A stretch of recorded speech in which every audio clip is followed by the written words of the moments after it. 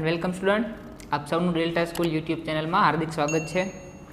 અગાઉના બે લેક્ચરની અંદર આઈ લવ યુ ટીચર એના અમુક પેરેગ્રાફ આપણે જોયા હતા. આ લેક્ચરની અંદર આપણે ટ્રાય કરીશું કે આ ટોપિક આખો પૂરો થઈ જાય. તો ચાલો સમય નહીં બગાડતા શરૂઆત કરીએ. જ્યાં હતા ત્યાંથી આગળ.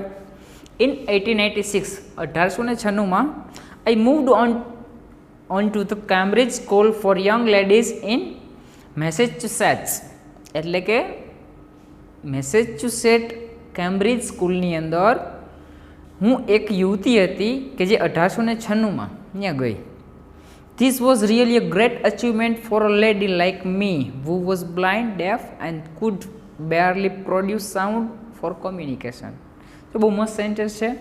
This was really a great achievement for a lady, એટલે કે આ ખરેખર ખૂબ જ સારી અચીવમેન્ટ એટલે કે સિદ્ધિ કહેવાય. કેના માટે?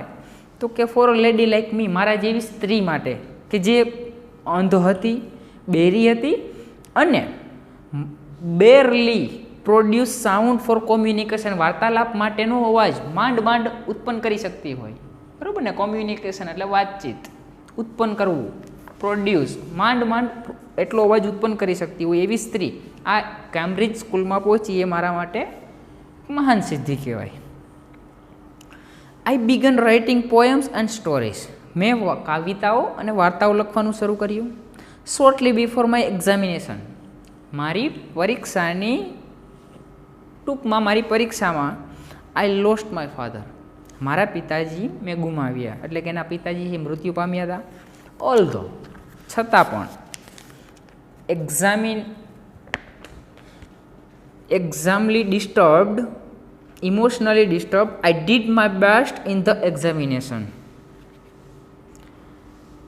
હું માનસિક રીતે ઇમોશનલી એટલે કે માનસિક રીતે ડિસ્ટર્બ હતી. I did my best in the examination, છતાં પણ મેં મારી પરીક્ષામાં મારું શ્રેષ્ઠ પ્રદર્શન આપ્યું. My teacher could not accompany me to the examination hall, મારા શિક્ષક અકમ્પની એટલે સાથે જવું, સાથે નહોતા આવી શકતા. ક્યાં કણે? તો કે એક્ઝામિનેશન હોલ, કારણ કે પરીક્ષા ખંડની અંદર શિક્ષક છે વિદ્યાર્થીઓ સાથે આવી શકતા હોતા નથી.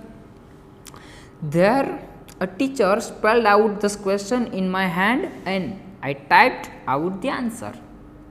ત્યાં એક શિક્ષક હોય છે જે spelled out the question in my hand, એ મારા હાથમાં પ્રશ્ન લખે છે અને હું ઉત્તરમાં એનો જવાબ છે ટાઈપ કરું છું. આઈ ટાઈપ આઉટ ધ આન્સર્સ, હું જવાબમાં એનો જે જવાબ છે એ ટાઈપ કરું છું.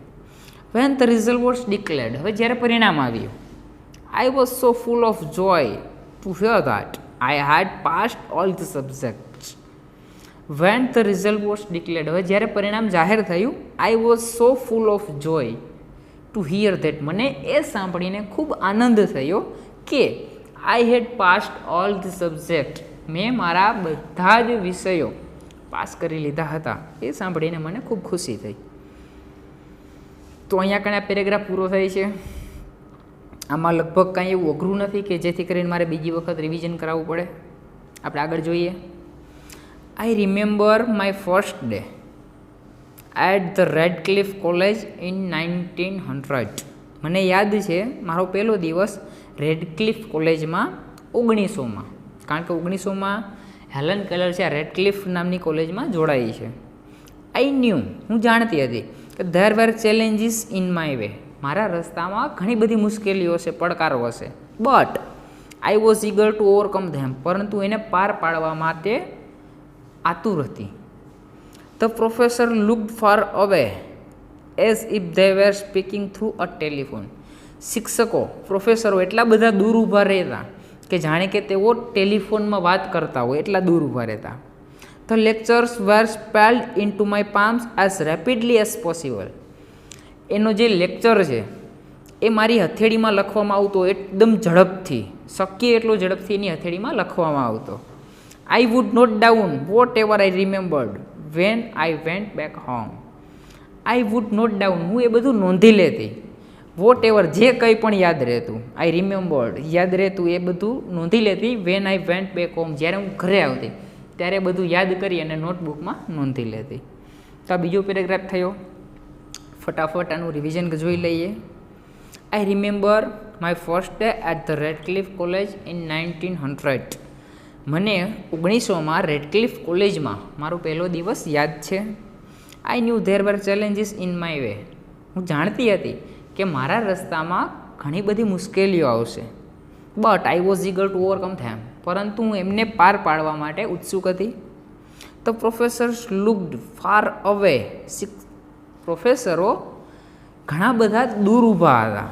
If they were speaking through a telephone. જાણે કે તેઓ ટેલિફોનમાં વાત કરતા હોય એટલા બધા દૂર હતા. The lectures were spelled into my palms as rapidly as possible.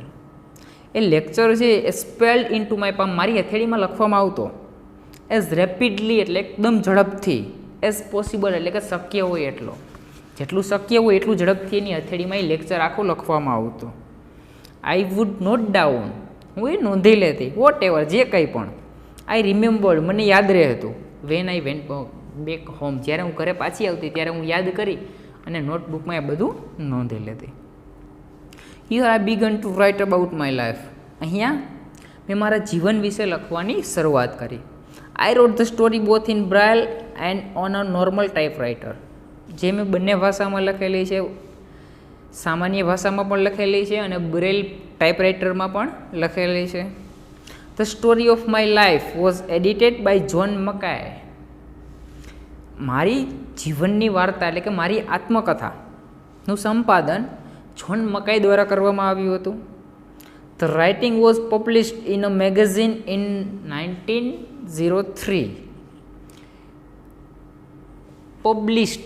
Published એટલે જાહેર થવું, મેગેઝિન એટલે સામાયિક. એની જાહેરાત, એની જે જીવનની આત્મકથા હતી એની જાહેરાત 1903માં કરવામાં આવી. And I was paid four it. અને એના માટે પૈસા પણ મળ્યા.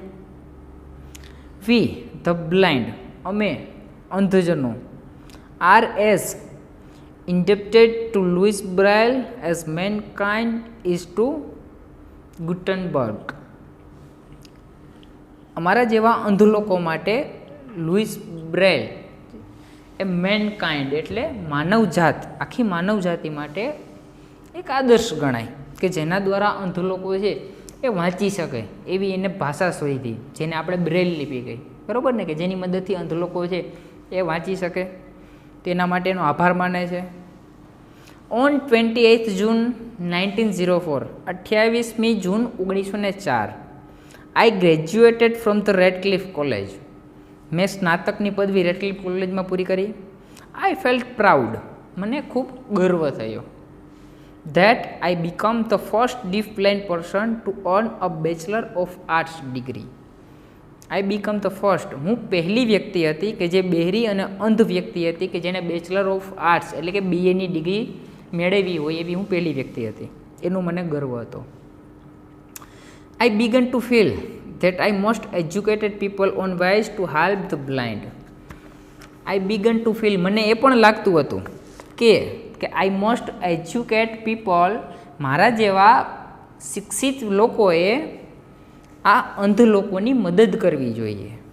માય પ્રાઇમ ગોલ, મારો મુખ્ય ધ્યેય ઇન માય લાઈફ, મારા જીવનનો હતો to spread awareness regarding the poor neglected state of the blind. હા, મારા જીવનનો મુખ્ય ધ્યેય શું હતો તો કે ટુ સ્પ્રેડ અવેરનેસ, જાગૃતતા ફેલાવવી. અવેરનેસ એટલે જાગૃતતા અને સ્પ્રેડ એટલે ફેલાવી. Regarding the poor neglected state of the blind, કે જે અંધ લોકો છે એની અંદરની જે નબળાઈઓ છે એને દૂર કરવા માટેની જાગૃતતા ફેલાવી એ મારા જીવનનો મુખ્ય ધ્યેય હતો. Their innate abilities and their inspiration, એની આ ક્ષમતાઓ, જન્મજાત ક્ષમતાઓ એટલે કે એની જે ખામીઓ છે અને એની પ્રેરણા નથી. I had to raise funds not only to sustain a living for myself but also to start projects to remove darkness and miseries from the lives of the other blind people. શું કહે છે અહીંયા? I had to raise fund, મેં અહીંયા કારણે ભંડોળ ઊભું કર્યું. Not only to sustain a living for myself, મારા જીવનને સારી રીતે જીવવા માટે જ નહીં, પરંતુ ઓલ્સો સ્ટાર્ટ પ્રોજેક્ટ, મેં પ્રોજેક્ટ પણ શરૂ કર્યો. શેના માટેનો? તો કે ટુ રિમૂવ ડાર્કનેસ, અંધકાર દૂર કરવો, and misery from the lives of the other blind people. Misery એટલે દુઃખ, જે અંધ લોકોના જીવનમાં દુઃખ છે એને દૂર કરવા માટેના પ્રોજેક્ટ પણ મેં શરૂ કર્યા. I strongly felt that I must give the others what I had gained from my teacher and I strongly felt, મને મજબૂત રીતે એવું લાગતું હતું શું કે that I must give, મારે આપવું જોઈએ, others એટલે બીજાને. શું બીજાને આપવું જોઈએ?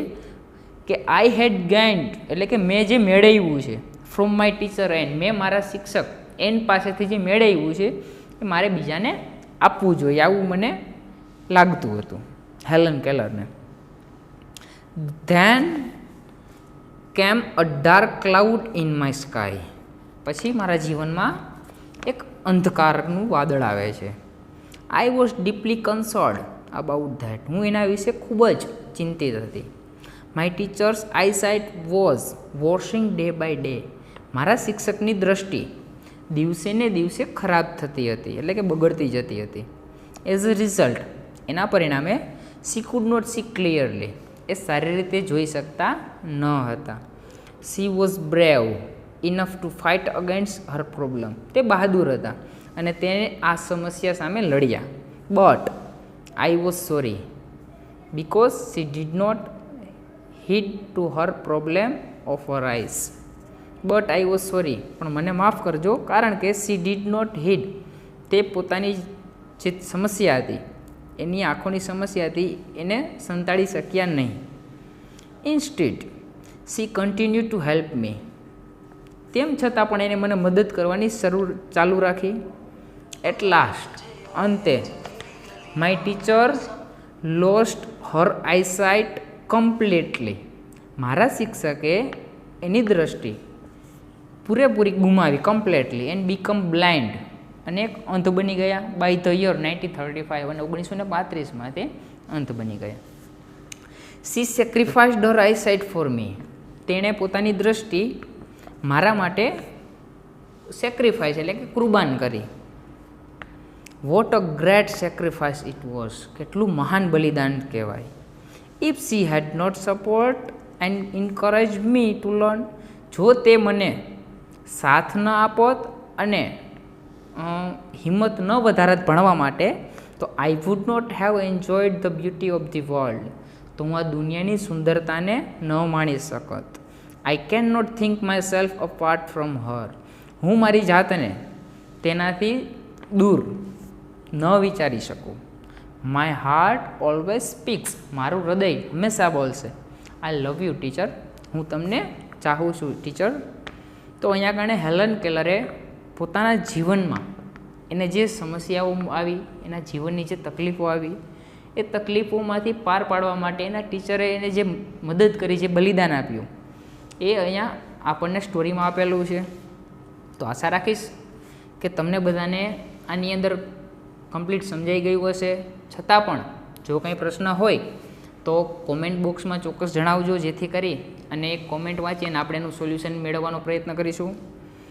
તો અહીંયા કણે આ લેસન પૂરો થાય છે. આની જે ઇડિયમ્સ અને જે કંઈ શોર્ટ નોટ આવે છે એ વિદ્યાર્થી મિત્રો તમારે હોમવર્કમાં કરવાની રહેશે, કારણ કે ઇડિયમ્સ કમ્પ્લીટ કરશો તો તમને એક્ઝામમાં ઉપયોગી થશે. અને સાથે સાથે શોર્ટ નોટ, તો શોર્ટ નોટને બને ત્યાં સુધી એક સ્ટોરીની જેમ યાદ રાખતા શીખો, કારણ કે આખો પાઠ છે એ હેલન કેલરના ભૂતકાળ વિશેનો છે, એના જીવનની વાત છે કે એ અંધ હતા ને બેરા હતા ને કેવી રીતે લખતા વાંચતા શીખ્યા, એ વાંચીને એને શું કર્યું, ગ્રેજ્યુએટ થયા ને પછી એને શું કર્યું, બીજાની મદદ કરીને, આખી એક વાર્તા જેવું છે. તો બને ત્યાં સુધી આખી સ્ટોરીની જેમ યાદ રાખો. અને જે કંઈ આપણા પાઠની અંદરથી જે કંઈ શોર્ટ નોટ પૂછાય છે, તો એ શોર્ટ નોટની અંદર આપણી એઝ અ સ્ટોરીમાં જે કંઈ એને રિલેબલ હોય, એને લગતું ઓળખતું હોય, માત્ર એટલું જ ઉતારીને લખો તો પણ સારામાં સારું માર્ક્સ મળી શકશે. તો આની જે કાંઈ 3 કે 4 શોર્ટ નોટ છે એ આપણે કમ્પ્લીટ કરી લેશું હોમવર્કની અંદર. અને સાથે સાથે આના જે ઇડિયમ્સ છે એ પણ કમ્પ્લીટ કરી લેજો. તો આશા રાખીશ કે મેં કાંઈ તમને જે શીખવ્યું એ તમને સમજાઈ ગયું હશે. અને જો ન આવડ્યું હોય તો કોમેન્ટ બોક્સમાં કહેજો. તો અમારા વિડીયોને તમારા મિત્ર વર્તુળમાં લાઈક કરજો, શેર કરજો અને સબસ્ક્રાઈબ ચોક્કસ કરજો. Thank you.